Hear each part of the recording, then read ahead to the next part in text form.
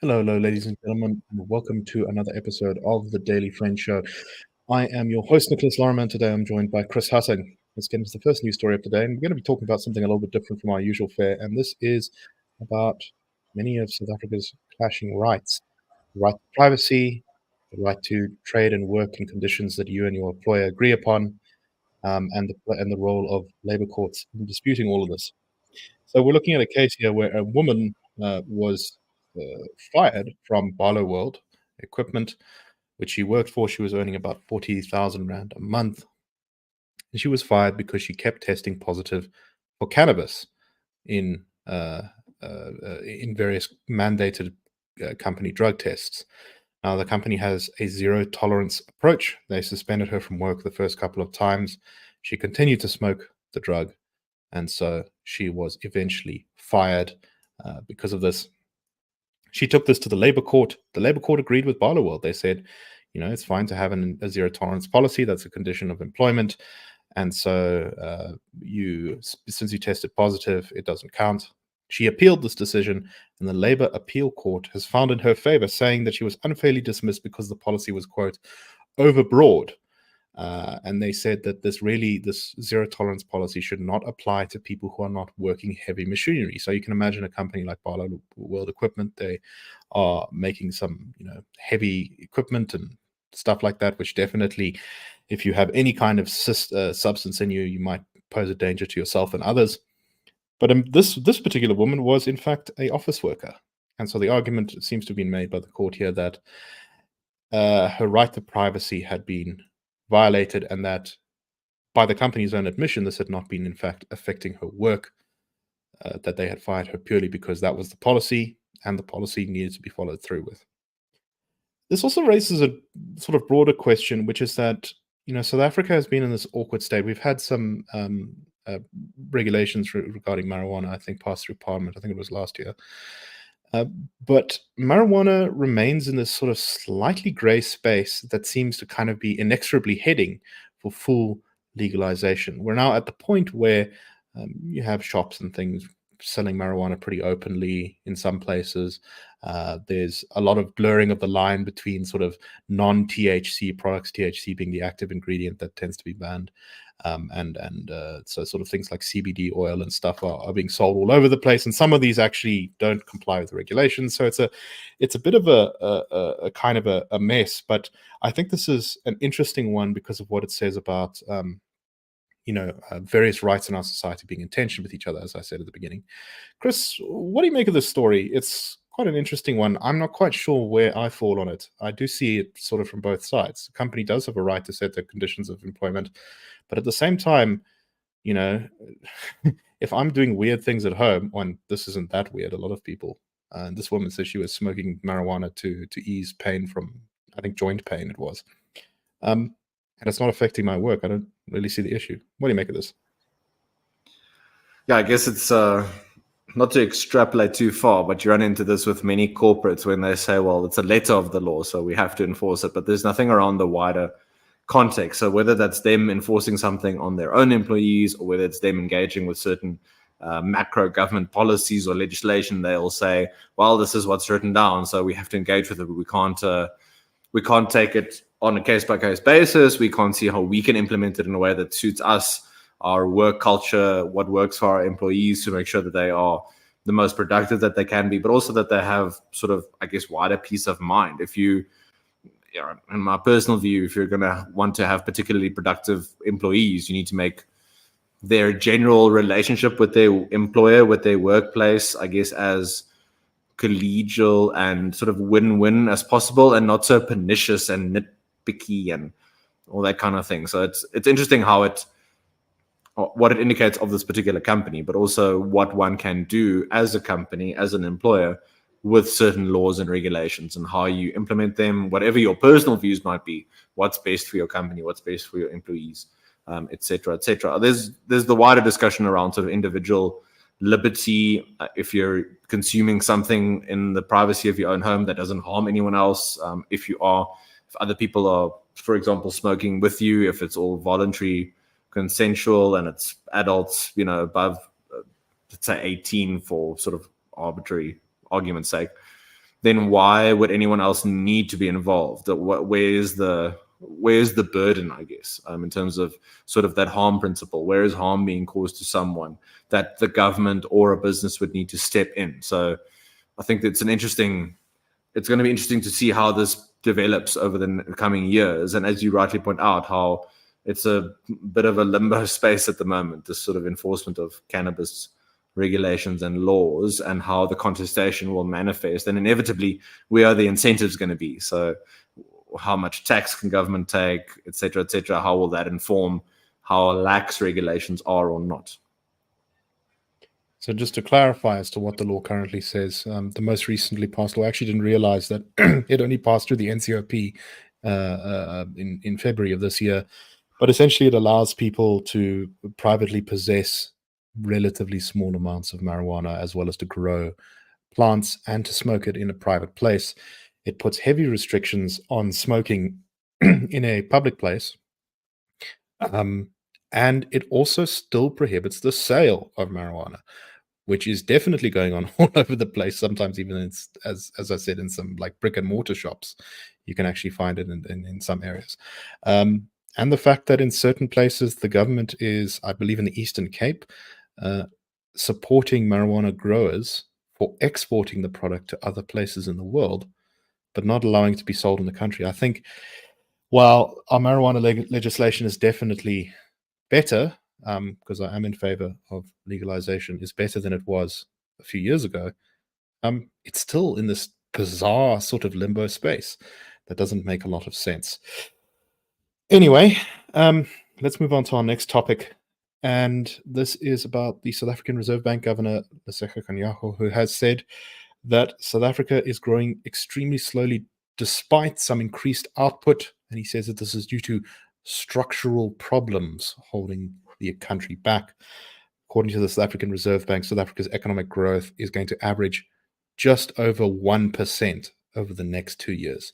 It's a very low amount, likely to be less than population growth. In other words, we will be becoming, on average, per person, poorer over the next 2 years. But that's not unusual. We've been going poorer per person for at least the last 10 years. I see, once again, the SARB is playing that important role of being a sort of respected neutral institution that is being fairly blunt about the difficult economic place we're in. One of the things, of course, talked about here is the effect that electricity shortages have had on the economy. South African Reserve Bank estimates that electricity shortages took at least 1.5 percentage points off of GDP last year, although it expects this to reduce in the coming couple of years. Chris, what do you make of this? I think it's important what you highlighted there around a neutral institution, and the Reserve Bank Governor, Lesetja Kganyago, more so than other sort of colleagues, especially those on the Monetary Policy Committee of the SARB. That's the committee that regularly meets and decides whether interest rates will be cut, kept the same, or increased. But Kganyago has a track record of speaking out, I think, given on whatever platforms he might find himself, private functions, public functions, etc., etc. I agree with his comments. If you don't have reliable electricity supply, if your goods and materials can't move easily through your ports and across your railways, you're going to have low to no economic growth. What does that mean? That means that people's average quality of life declines over time. If you can't generate new investment, can't have space and support for new businesses to start up, you might also then over time have the concentration of the economy where those bigger companies that can deal with these extra costs that are imposed, they're fine and they continue to make some sort of profit, but there's just so little room for new entrants. And then you'll get the DTIC and others coming in and saying, oh, there aren't new market entrants. What can we do for subsidies and localization? But if you don't fix the basic infrastructure issues, then I think you can do all the sort of industrial policy you want. And it ultimately will just lead to more concentration of various markets and sectors. One thing, and it's not to say that the Reserve Bank governor's argument is weaker for this. Again, as you mentioned, the sort of the neutrality of the institution, maybe it wouldn't be good coming from it. But talking about macro policy things, so things like preferential procurement, the cost that imposes on state-owned entities, making their operations just much more costly than they should be, cater deployment and the difficulty there for the for public sector companies, but also private sector companies in their dealings with the state, who gets put on certain boards, who gets control of what. You've got talk of reform now at entities like Transnet. Can that actually happen if ultimately this policy and this philosophy of cadre deployment still persists? So you can tinker at the margins, I feel like, and that's not to say you can't make progress with things like the unbundling of Eskom, or getting now, for example, a private sector player at the Port of Cape Town, as has now been mooted in the past week by Transnet to get private sector investment at the Port of Cape Town. That will help in the short term, but I don't know if it resolves those structural issues that the Reserve Bank governor highlights. It keeps those things, I think, still channel contracts, funds, all that sort of thing to those who are the most politically connected, and doesn't benefit the wider economy. It doesn't build, I think, a more resilient, adaptable, really vigorous economy over the long term. Exactly. Okay, let's talk very quickly about a couple of by-elections that have been hosted around the country yesterday. There were quite a few of them. I'm not going to go through all the results of all of them. The kind of upshot is the Patriotic Alliance, the PA, had some very good results. The DA had mixed results, some good, some bad. The ANC had mostly bad results, although in Limpopo, it did actually strengthen a bit. And MK Party and Action SA attempting to expand their reach outside of their cause. In the case of Action SA Gauteng, in the case of MK KwaZulu-Natal, they were both competing in a Limpopo by-election. They did pretty poorly. So the sort of highlight ones here are a ward won from the DA by the PA, where the DA last election got 45%. They went down to 39%. The PA managed to consolidate pretty much all the opposition to the DA, growing from 3% to 40% and managing to just by 28 votes snatch this ward from the DA. In another ward in Cedarburg on the west coast, Cedarburg First, Cedarburg Eerste managed to fend off a Patriotic Alliance attack, mostly at the expense of the ANC. So the ANC in the previous election got 40%. The DA got, the Cedarburg First got 35%, and the PA got 7%. This time the ANC went all the way down to 23%. Cedarburg First went up to 39%, and the PA went to 36%. And the DA didn't stand there because I believe they're in alliance with the Cedarburg First in that municipality. Another bad result for the ANC is in the Garden route, where the ANC held a ward with 46% of the vote, and the PA shot up from getting 1% of the vote, mostly benefiting from votes that used to go to an independent candidate, to surge to 65% of the vote, the ANC dropping to 32% of the vote. So in that ward, the ANC took another beating. The DA had a good result in the Blue Crane route in the Eastern Cape, in the Sarah Baartman district municipality, where by 98 votes, the DA managed to take a highly contested ward from the ANC. The DA grew its vote from 44% to 52%, whereas the ANC shrunk from 54% to 47%.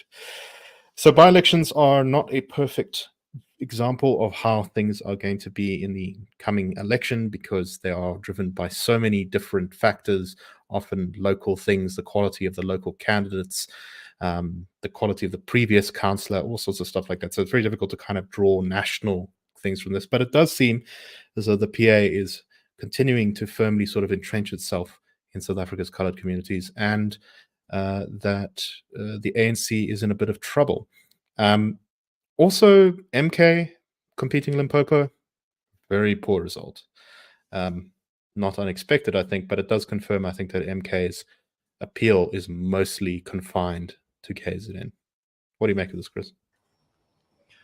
Yeah, I think I'm in agreement with those points, especially maybe the strong position in which this could place the PA after the elections, depending on what it wants to get from the ANC in the Western Cape. So if it was willing to go into coalition with the ANC there, what does it give in terms of support, but also what does it demand? If that then over time helps the ANC bring down at least what the DA gets, to help the ANC in that particular province, where, I mean, for years, the DA has just increased its share of the vote and the ANC has continued to decline. So this could be one way, I think, a sort of little bit of an opening there for the ANC. I'm not sure from their side whether they'll be willing to work with the PA in the Western Cape. I guess time will tell. But I wonder about that sort of kingmaker role, if you want to put it that way, that it will place the PA in. Otherwise, yeah, I agreed on MK, what this indicates about their national footprint. I'm sure that the focus always was on KZN as sort of first prize. I mean, some polls now showing that 4 or 5 parties are polling now between 20 and 25% in KZN. So if you thought it was already going to be hotly contested, I think that's going to be the case moving forward. But yeah, for MK itself, there isn't real clarity around long-term strategies and long-term vision. So is it happy to sort of build a strong base in KZN and then build out from there? Or does it want to make more of an impact across various provinces, which, if that doesn't happen, does that accelerate infighting, which is already being reported? And surprise, surprise, the sort of people who are involved. I mean, well, I hope that doesn't surprise anyone. So, yeah, just to talk a little bit about the ANC. The ANC has definitely suffered in a lot of these by-elections, particularly in KZN, but also in the Western Cape and also in other places in the country. Now we're also seeing parts of the Eastern Cape. Or, however, I think generally speaking, the by-elections have also suggested that in the Eastern Cape and in Limpopo, the ANC is going to remain fairly strong, and in fact, maybe even solidifying some of its control in Limpopo, perhaps even at the expense of the EFF. It remains to be seen. This result in Ward 10 in Polokwane might be an indication of that kind of thing, where the EFF actually previously won the ward. Action SA got 10%, the ANC got 43%, and the EFF got 47%. This time, Action SA went down to 2%. MK only managed 1%. The EFF got 43%. The ANC got 53%, managing to win the ward. So while the national trend is definitely against the ANC, there are still a couple of places where the ANC remains very strong. And that's one of the reasons why it will almost certainly continue to be the biggest party in the country, definitely at least until the next election, and maybe even beyond then. But that's, I think, far too far in the future for us to get too excited about or too interested in at the moment. So let us simply close it for today and say we hope you enjoyed the show, and that's a wrap. The Daily Friend Show and The Daily Friend are a project of the Institute of Race Relations, the IRR. The IRR is a think tank which was founded in 1929 to study race relations in South Africa and works to change government policy to improve race relations through non-racialism and to ensure the prosperity of all South Africans. If you like our work and would like to support us, please go to irr.org.za and click Support the IRR. Or you can go to thedailyfriend.co.za and click the Fund Us